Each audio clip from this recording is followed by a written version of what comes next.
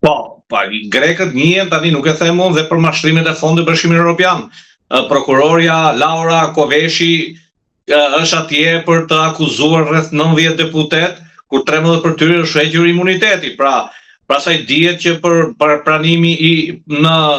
euro Simiti, Indieri dhe të tjerë grek mashtruan me shifra Bashkimin Evropian. Pastaj dihet borxhet e mëdha që ka. Pra Greqia njihet për mashtrime. Mund vjen keq që kemi Trojës.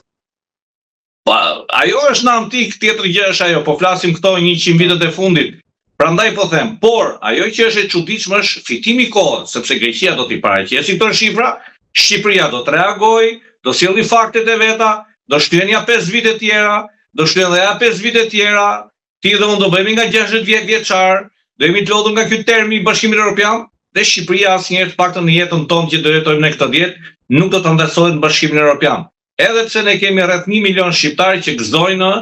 pasaportën e një shteti të Bashkimit Evropian, që kanë një leje qëndrimi të përhershme në pa presion në Italia, Gjermania, Norvegjia, Hollanda, si ta them, Rumania, apo Bullgaria, apo Portugalia, shqiptarët kudo kanë depërtuar, por unë them që është mirë që pushtetarët tanë, qoftin të djatha apo të majt, ta fshinë ëndrrën e antarësimit në Bashkimin Evropian. Është mirë të zhvillojnë Shqipërinë ekonomikisht fuqishëm, se ne kemi potenciale të tilla për popullsi që kemi aty, rreth 2 milionë gjysmë që jetojnë, dhe natyrshëm duke patur një ekonomi të fortë, vetë Bashkimi Evropian do na lusi neve që ta antarësohemi në Bashkimin Evropian. Pra, nëse ne do kemi një ekonomi të fortë, do kemi zbatimin e ligjit, do kemi pronën private të zbatuar të njohur pronarin e vërtet, do kemi zbatimin e drejtësisë, ku do dënohen hajdutët, keqbërësit, do futen në përburgje.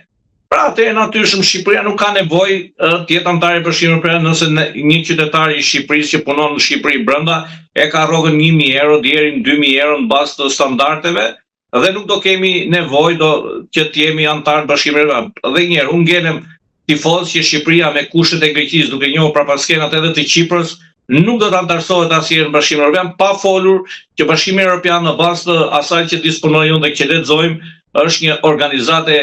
e themeluar në parimet e kristianizmit, duke patur parasysh që Turqia 40 vite mbeti mbas deri Bashkimin Evropian, ku ka një ekonomi më të fuqishme se Greqia, se Portugalia, se Spanja, se Bullgaria dhe në shumë vende të tjera Bashkimi Evropian. Dhe është antar e NATO dhe është ushtria e dytë në NATO dhe mbeti dhe nuk e çan fare kokën qytetarit turk me ekonominë e saj që ka dhe është një shtet i fuqishëm edhe në gjeopolitikën Turqia. Prandaj them, ta fshim të ëndër dhe ato 200.000 që t'i bëjnë grek, le t'i marrin, le t'i bëjnë grek, se nuk është hera e parë që shqiptari bëhet grek, asimilohet në grek, duke patur parasysh arvanitasi, duke patur parasysh shqiptarët e Çamërisë ortodoks që asimilon, duke patur parasysh shqiptarët e Trakës, domethënë të asaj linjës që themi ne të Fanolit, që janë asimiluar atje me dhunë, me psikologji si dhe nga kisha. Zoti Valla, edhe diçka kam për 200.000 që ka hapur debat tani,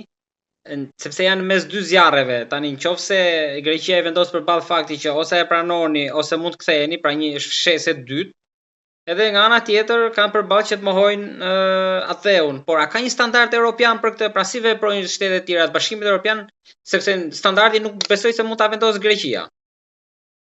Shiko, çdo vend i Bashkimit Evropian dhën standardet e veta në marrëdhënie të dypalçe me fqinjët. Nuk ka një standard që kështu duhet të jenë këta. Pra, vendat evropiane kanë fjalën, nuk besoj që mund ta sankcionojnë diçka të tillë që automatike, pra a priori 200.000 gjithë shqiptarët që janë atje cilësohen minoritet.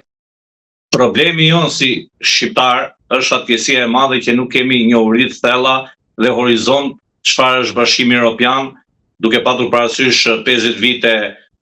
monizëm, duke patur parasysh mas vitit 90 nuk ishim shtëpia, ishim pa shtëpi rreth parë, të gjithë shqiptarët,